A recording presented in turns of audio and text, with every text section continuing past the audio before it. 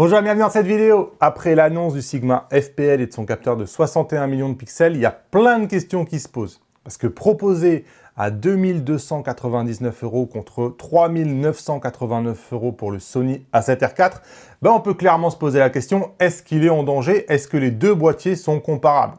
Qualité d'image, photo, vidéo, surchauffe, rolling shutter, rafale, buffer, ISO, dynamique, moiré, autofocus, ergonomie, je vais répondre aux questions que vous vous posez. Alors, pour une présentation complète du Sigma FPL et comprendre ce qu'il propose en détail, je vous ai fait une première vidéo avec un max de plans d'illustration. Allez la voir. Ici, on va vraiment s'attarder sur les tests. On va attaquer par la partie photo, 61 millions de pixels. J'ai utilisé les Sigma 24-70 2.8 DGDN, le nouveau 85 mm 1.4 de Sigma. Et même j'ai utilisé la bague d'adaptation avec un Sigma Sport 60-600. Il n'y a pas de surprise, 61 millions de pixels, vous avez du détail à en revendre. On peut regarder quelques photos par exemple. Ici, on commence par une photo que j'ai faite justement avec ce Sigma 60-600. Voilà. Quand vous zoomez, vous comprenez assez bien. D'ailleurs, au début, c'est Capture One qui a du mal à traiter autant de mégapixels. Ouais, on peut compter les poils sur la tête de l'écureuil. Donc clairement, c'est en termes de détails, si vous cherchez ce genre de choses, c'est clairement qu'il va vous les donner, quoi. Vous voyez ici, il est en train d'envoyer une pine de pain sur cette photo-là. Elle est prise de loin, elle est mal cadrée. Bon, j'ai fait comme j'ai pu. Mais quand vous zoomez, vous voyez, on sent tout de suite. Regardez sur l'œil de mon chien. Waouh! C'est ultra précis, ultra sharp. Et ça va vous permettre justement de jouer avec des recadrages qui peuvent être violents sur ce genre de résolution. Donc en termes de détails, franchement, il n'y a pas grand-chose finalement à vérifier. Tout ce que je peux vous dire, c'est que, voilà, vous partez d'une photo comme ça et vous avez la possibilité de zoomer énormément, de recropper et vous avez surtout énormément de détails à l'intérieur de votre image. Vous pouvez compter les cheveux, vraiment, littéralement. À ce niveau-là, il n'y a vraiment eu aucune surprise et moi, j'ai été ravi de la qualité des images. Et dans qualité des images, je mets aussi la colorimétrie. Je vous en ai parlé dans la vidéo de présentation, mais on a clairement une colorimétrie qui est très intéressante sur ce Sigma FPL avec plein de profils colorimétriques que j'ai utilisés et qui franchement font très bien le job. Moi, je trouvais que c'était vraiment qualitatif. Donc, aucune surprise à ce niveau-là. Si vous cherchez la très haute résolution, il fait le job à merveille.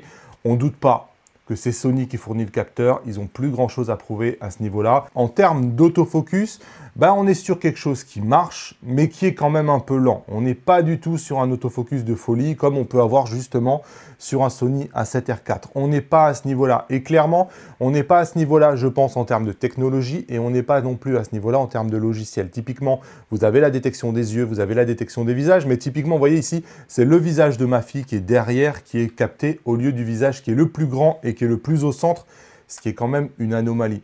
Et malgré ici, vous voyez qu'il a rechopé, il a changé de visage, il va envoyer la pigne et hop, vous voyez, il n'a pas fini qu'il a de nouveau rechangé de visage. Et finalement, c'est une situation que j'ai eue constamment. Vous voyez ici avec un jogger, on part au début avec un jogger qui est 100% in focus, comme on dit. J'ai plein de détails, je peux recropper et compagnie. Franchement, on a les 61 millions de pixels qui marchent bien. Mais voilà, le jogger, il fait 3 pas et il va rapidement être de plus en plus flou. Il va venir accrocher maintenant sur le derrière et il reprendra jamais vraiment le jogger. J'ai fait comme d'habitude des tests avec ma chienne. Voilà, vous voyez.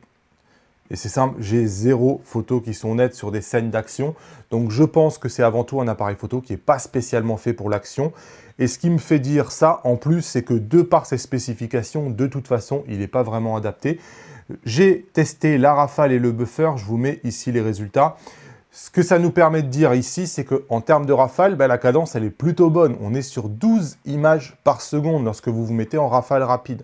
Mais le vrai problème, c'est avant tout le buffer. Et le buffer a une capacité d'environ 13-15 photos en JPEG.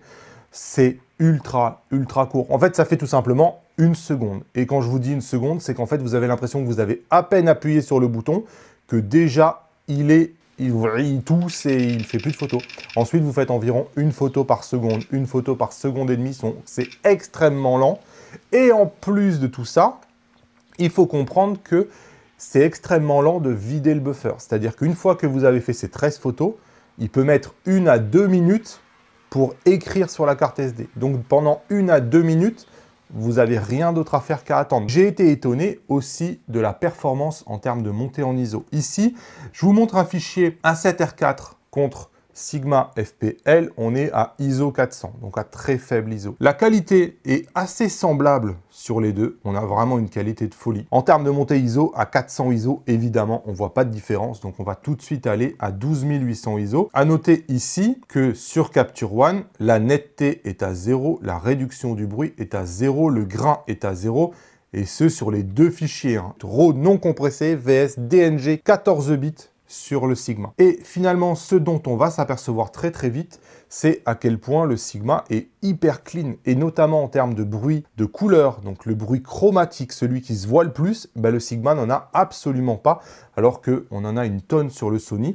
Et donc en termes de montée en ISO, moi personnellement, je préfère la montée en ISO du Sigma tous les jours de l'année. En termes de rétention dans le de détail aussi, bref, c'est hyper clean.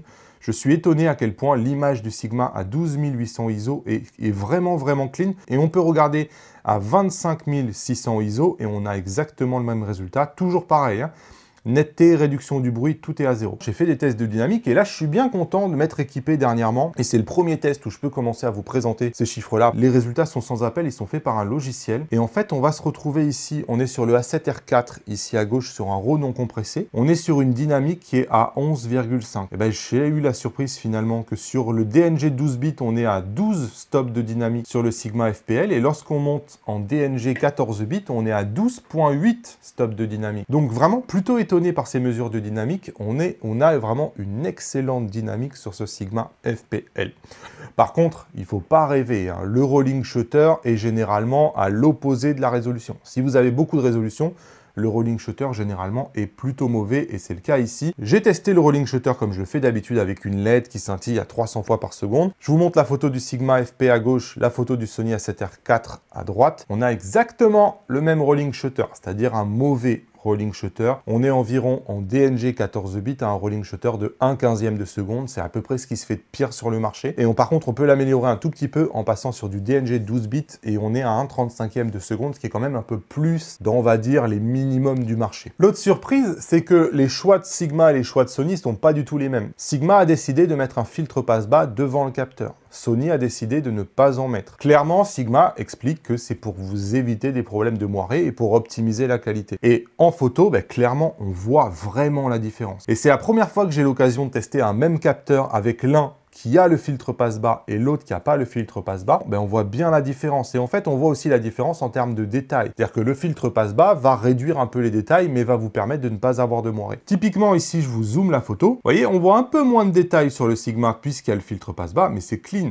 Regardez ces problèmes de moiré qu'on a sur le A7R4. Et on en a un peu partout sur cette chemise. On en a beaucoup ici. Alors, je ne sais pas si avec la compression YouTube, vous allez les voir aussi bien que ce que je les vois moi. Mais là, ici, par exemple, on a énormément de problèmes de moiré sur le A7R4. On n'en a pas du tout sur le Sigma. Donc, en termes de moiré, si c'est quelque chose aussi qui vous intéresse, on n'est pas du tout impacté par le moiré. 60% des gens qui regardent cette vidéo ne sont pas abonnés. Pensez-y, c'est important pour soutenir notre travail.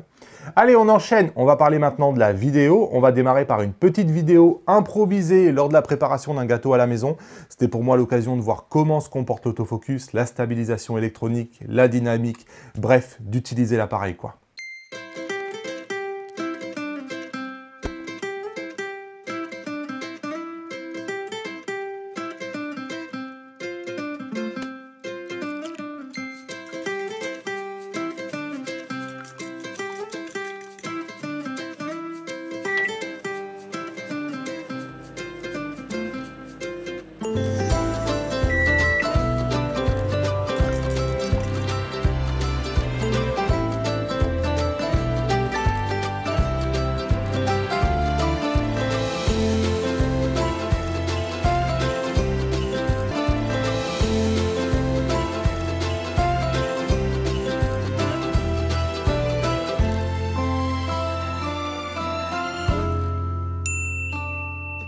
Et il y a une chose qui me semble claire après l'avoir utilisé, il est fait avant tout pour travailler en RAW, que ça soit sur du cinéma DNG, du ProRes RAW, du Blackmagic RAW. Je suis assez peu convaincu par le format Move 8 bits, par l'absence aussi d'un log et par des profils de couleurs qui sont très contrastés et qui vont vous faire perdre une tonne de dynamique.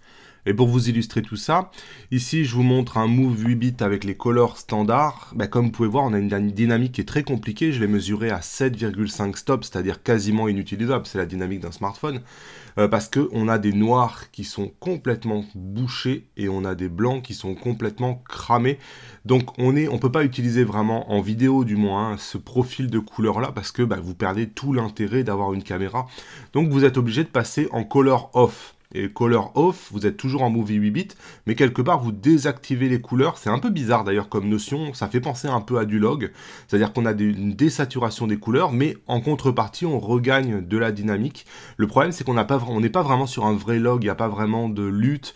L'étalonnage est un peu compliqué lorsque vous êtes en color off, du coup on est amené à passer en ProRes RAW 12 bits comme vous pouvez voir ici.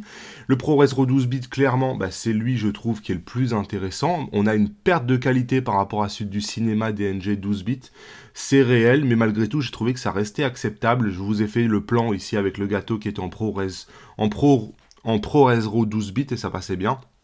Ici, je vous montre l'intérêt. Hein. Le Move 8 bits Color Off contre le ProRes RAW 12 bits dans les ombres. On peut voir qu'on regagne énormément de détails à droite. Hein. On a vraiment des ombres qui sont beaucoup plus détaillées avec l'intérêt justement de passer sur du ProRes RAW 12 bits qui est moi le mode que j'ai le plus utilisé. Je vais vous montrer maintenant dans les hautes lumières. On avait en ProRes RAW les blancs qui étaient cramés sur la piscine, mais on arrive à les récupérer. C'est le seul profil avec lequel je suis arrivé à récupérer la piscine parce que sinon c'était entièrement cramé. J'ai trouvé une dynamique qui était environ de 10.7 sur le Sony A7R IV et de 11.8 sur le Sigma FPL. Donc là, encore une fois, plutôt du très bon travail en termes de dynamique. Et je me suis amusé à filmer un lever de soleil en ProRes RAW pour tester un peu la surchauffe, m'amuser à travailler avec du RAW. J'ai filmé pendant plus de 2 heures sans qu'aucun voyant de surchauffe apparaisse. Enfin, ça n'a vraiment pas l'air d'être un problème, la surchauffe. Et la montée en ISO me semble excellente tout aussi en vidéo qu'en photo. Je vais vous montrer un plan à 12800 ISO VS le Sony A7R IV. Alors c'est difficile à comparer en vidéo car d'un côté vous avez du S-Log chez Sony, S-Log qui a eu du traitement, hein, qui a subi du traitement, alors que ici je vous montre un RAW qui est brut de la part de Sigma, dans lequel il va falloir mettre un traitement, par exemple NIT, en post-traitement pour réduire le bruit. Mais la montée en ISO me semble vraiment très très bonne et on note de nouveau une absence de bruit chromatique qui est vraiment, il est vraiment clean à ce niveau-là, le capteur du Sigma. Et idem qu'en photo, hein, vous avez la présence d'un filtre passe-bas qui avantage le Sigma pour le moiré, tandis que quand on compare avec un plan du A7R IV, on a vraiment l'impression que Sony a recours à des traitements qui abîment un peu la qualité pour vraiment ne pas voir de moiré sur les vidéos. Pas de surprise par contre en termes d'autofocus, on voit des pompages réguliers lorsque votre sujet bouge et vous avez vraiment une bonne marge de progression. À noter l'absence de suivi aussi en vidéo, c'est-à-dire que vous avez les modes avec le collimateur, vous pouvez réduire votre collimateur, détecter les visages, mais vous n'avez pas de suivi. C'est disponible uniquement dans le mode photo. On peut parler aussi du rolling shutter. Ce qu'il faut retenir, c'est qu'en Move 4K, on va avoir un rolling shutter d'environ 1/45e, ce qui le met dans la moyenne du marché en définitive. Et le rolling shutter n'est pas impacté par le RAW. Si vous travaillez par exemple en ProRes RAW, vous avez toujours 1/45e de seconde. Et finalement, le pire des modes en termes de rolling shutter, c'est de décider de travailler en cinéma DNG 8 bits 4K. Donc c'est le seul format de RAW que vous pouvez mettre directement sur la carte SD. Et là, clairement, on voit que l'appareil photo est déjà au bout de sa vie parce que vous avez un rolling shutter qui est pénalisé avec un rolling shutter de 1/25. À noter qu'on a finalement exactement le même rolling shutter qu'un Sony A7R IV qui lui aussi était à 1/45e de seconde en S-Log 3. Pas facile de faire la conclusion de ce test, hein. C'est un boîtier qui est particulier et qui reste assez difficile à décrypter. D'abord, vous avez ce côté compact, mais franchement, à quoi bon? Je vous l'ai mis ici à côté du Sony A7R IV, mais comme vous pouvez voir en fait, le FP qui est à la base petit, une fois que je lui ai mis son gros objectif, le support, le Ninja 5, et on n'a pas parlé de l'autonomie aussi, mais l'autonomie est assez faible. Hein. Je vous parlais tout à l'heure que c'était l'équivalent de la batterie du Fuji, c'est aussi l'autonomie d'un Fuji. En vidéo, typiquement ici, quand vous faites du RAW, vous durez 30-45 minutes, donc on est amené assez rapidement à lui mettre des batteries externes en USB-C, mais bon, au final, vous êtes obligé de vous monter un rig avec disque dur, enregistreur externe, batterie externe, une poignée, une cage. Ça fait quand même beaucoup de choses, la compacité, on oublie. Donc voilà, la compacité, à quoi bon? En photo, un photographe qui cherche la haute résolution, je trouve qu'il est plutôt bien servi. Vous avez 61 millions de pixels, un capteur qui est bon en ISO, bon en dynamique, Pour un photographe qui prend son temps, qui n'est pas run and gun, je pense que sincèrement, c'est le meilleur rapport nombre de mégapixels pris sur le marché. Évidemment, vous devez accepter un écran qui est fixe, qui n'est pas le plus pratique en extérieur, le fait de ne pas avoir d'obturateur mécanique, donc exit le flash, vous n'avez pas non plus de joystick, vous n'avez pas de stabilisation du capteur, et même si souvent la stabilisation du capteur, on s'en passe, avec 61 millions de pixels, la stabilisation c'est quand même très utile, et Sigma fait le choix dans ses derniers objectifs de la gamme DGDN de ne plus mettre la stabilisation dans les optiques parce que les capteurs sont stabilisés, mais elle n'en met pas dans son Sigma FPL. Donc c'est un peu dommage parce qu'on se retrouve avec un ensemble qui est 100% sans stabilisation. Et je n'ai pas été plus convaincu que ça par la stabilisation électronique qui avait tendance, je trouve, à déformer énormément l'image. Vous l'avez peut-être vu sur mon petit film avec le gâteau. Donc au final, on est sur un appareil photo à poser idéalement sur un trépied puisque 61 millions de pixels, le mieux c'est que ça soit stable.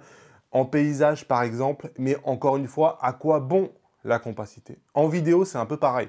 Vous avez une absence de stabilisation qui est pénalisante, ça veut dire que vous allez être amené à amener un gimbal régulièrement avec vous et encore une fois, adieu la compacité. Sans parler du fait que tous les formats d'enregistrement en interne sont pas top, tous les formats 8 bits. C'est vraiment un boîtier qui est fait pour faire du RAW et pour faire du RAW, vous avez besoin de greffer un disque dur SSD ou un enregistreur externe, mais on ne sait pas trop où les mettre sur ce petit boîtier. Et encore une fois, c'est un peu à l'opposé de la compacité. Aussi bien en photo qu'en vidéo, l'autofocus est décevant. Je ne sais pas du tout si Sigma va pouvoir l'améliorer grâce à des mises à jour, mais c'est la première fois que je vois un autofocus de phase être aussi inconsistant. Bref, la conclusion est forcément mitigée. Il n'en reste pas moins que proposé à 2299 € en Europe, il est pour une fois bien mieux placé niveau prix que sur les autres continents chez nous. D'autant plus que c'est l'inverse pour le Sony A7R IV qui est proposé bien plus cher chez nous que partout ailleurs.